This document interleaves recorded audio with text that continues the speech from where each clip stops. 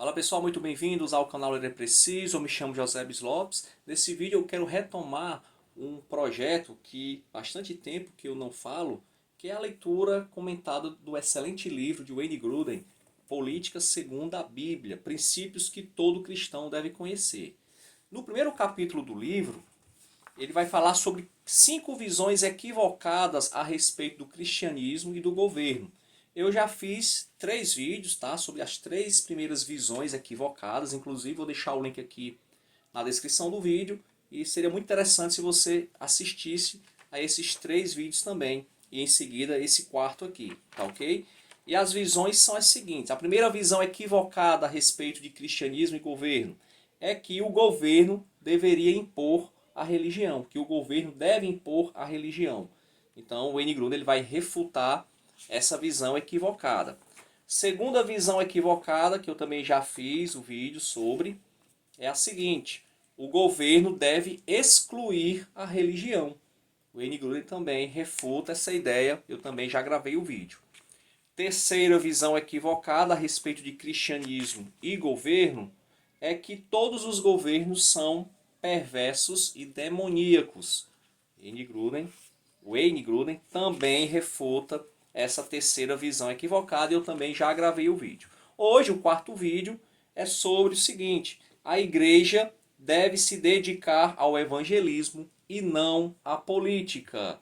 O Wayne Grudem também vai refutar essa quarta visão equivocada a respeito de cristianismo e governo. Ele começa mostrando aqui que existem alguns defensores no meio evangélico, principalmente, que entendem que a igreja não deve se associar à política. Ela deve simplesmente fazer o evangelismo, que a função da igreja é apenas evangelizar. Dentre esses defensores, ele cita que o mais conhecido, que é o John MacArthur. E o John MacArthur ele defende que Jesus, quando veio à Terra, ele veio salvar a humanidade através da pregação do Evangelho. E assim a igreja deveria proceder, apenas evangelizar. Eventualmente, poderia se associar, defender alguma pauta política, mas isso não deve ser nem segunda nem terceira opção da igreja.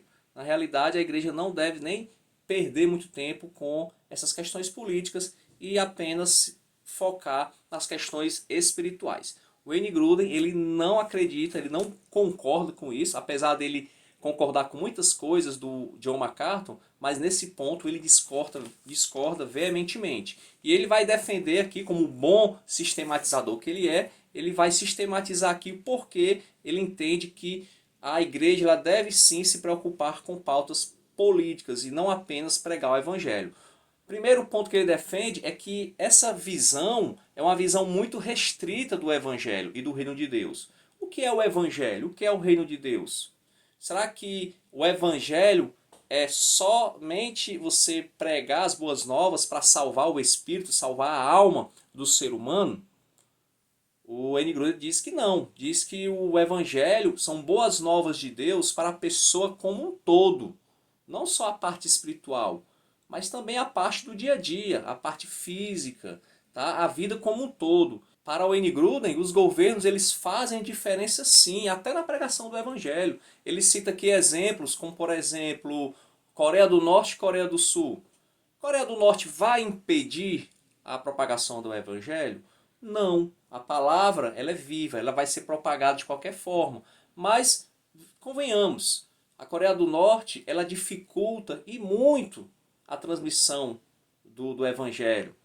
A Coreia do Sul tem uma igreja mais atuante, uma igreja com liberdade, que, digamos, ela envia missionários para as outras partes do mundo, que contribui para missões muito mais do que os irmãos perseguidos na Coreia do Norte. Outro exemplo que ele dá é sobre a igreja cubana, a igreja também bem mais fragilizada do que igreja em outros países semelhantes ali no Caribe. A igreja na Arábia Saudita, que é um país que proíbe até a pregação do evangelho. Então, esses governos, eles fazem diferença sim. Então, quando o cristão ele tenta de alguma forma fazer com que os governos sejam mais justos, isso acaba também influenciando na propagação do evangelho. Segundo argumento usado aqui pelo Wayne Grudem é que o evangelho todo, entre aspas, inclui uma transformação na sociedade. Então o evangelho não é apenas transformação espiritual, não é apenas uma transformação individual, mas é uma transformação também coletiva.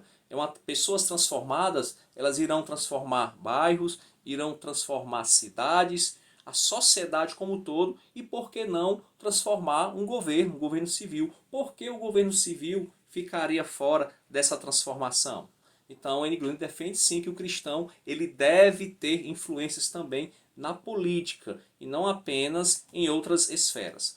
O terceiro argumento do N. Gruden é sobre quais partes da Bíblia a igreja não pode pregar, não deve pregar. Na realidade, essa é uma pergunta retórica. Ele está claro que o N. Gruden defende que toda a Bíblia deve ser pregada, mas essa pergunta é porque tem textos onde é claro a influência que o cristão deve ter também na política. Ele cita aqui Romanos 13, do versículo 1 ao 7. Será que nós não devemos pregar isso? Porque Paulo, ele nesse texto, ele fala sobre política, sobre o governo civil. Ele não fala sobre o evangelho puro e simples, como John MacArthur insinua que deve ser feito. E o que dizer também de 1 Pedro 2, versículos 13 e 14, que fala também sobre governo, sobre o rei, autoridades. E o que falar também sobre Daniel no governo da Babilônia, ou então sobre as profecias de Isaías a outras nações no seu livro de Isaías. Ou seja, vamos então deixar de fora esses textos? Vamos só pregar o evangelho? Não, falaremos também de política, isso é importante também.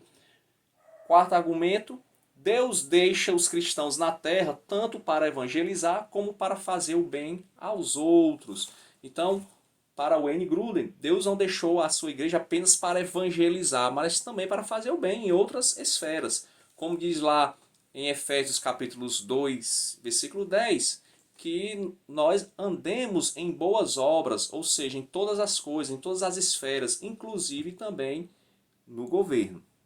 No argumento de número 5, Deus instituiu tanto a igreja quanto o governo para refrear o mal.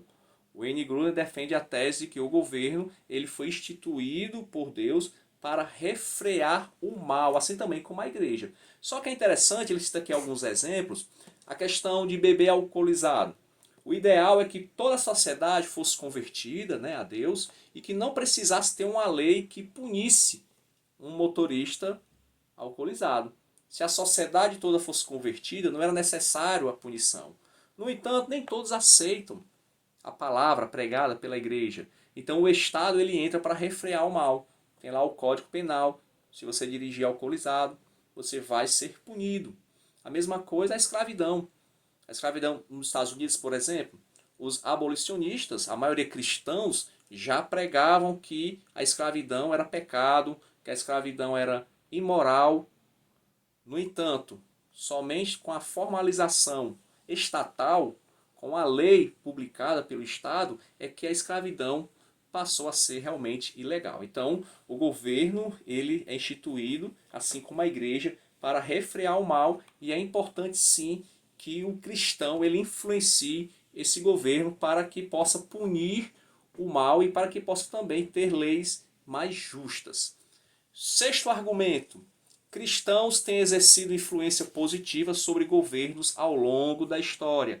O N. Gruden vai citar uma série de exemplos, como, por exemplo, no Império Romano.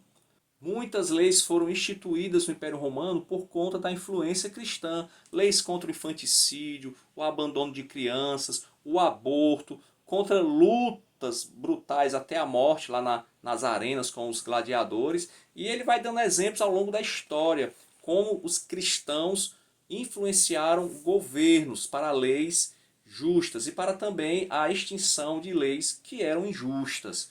Tá? Então, o cristão ele pode e deve sim influenciar o governo. Capítulo 7, aliás, sétimo argumento. A Bíblia não diz que logo haverá perseguição. Aqui o N. Gruden fala daqueles irmãos que diz o seguinte, olha, logo haverá perseguição, então por que o cristão tem que influenciar o governo? Se em breve haverá uma extrema perseguição dos governos contra a igreja. Tá? O Wayne Grudem, ele condena essa visão como fatalismo, né? Ele define essa visão como uma visão fatalista das coisas e diz que nós devemos sim influenciar o governo enquanto nós podemos. Se um dia chegar essa extrema perseguição, nós não podemos fazer nada. Mas enquanto não chega, é papel da igreja sim tentar influenciar de forma positiva todos os governos do mundo. Oitavo argumento do Wayne Grudem: mas o envolvimento político não nos distrai da tarefa principal para pregar o evangelho? Pergunta também uma pergunta feita por outras pessoas que perguntam ao Wayne Grudem. Se a igreja ficar na política, ela não vai distrair-se da principal função? E ele vai defender mais uma vez aquela questão das várias esferas, dos vários dons, dos vários talentos. Nem todo mundo vai ter o dom, entre aspas, de ir para o campo político.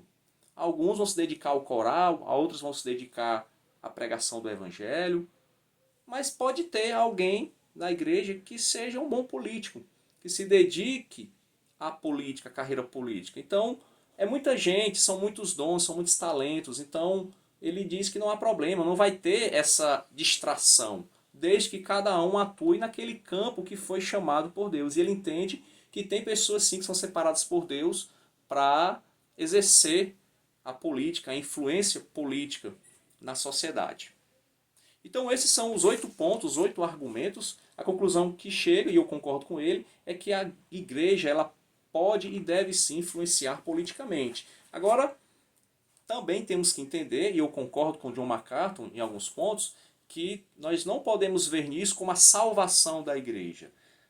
Temos que escolher políticos que não defendam leis anticristãs, mas também entender que independente do político, político A, político B, presidente C, presidente D, a igreja ela continua pregando o evangelho.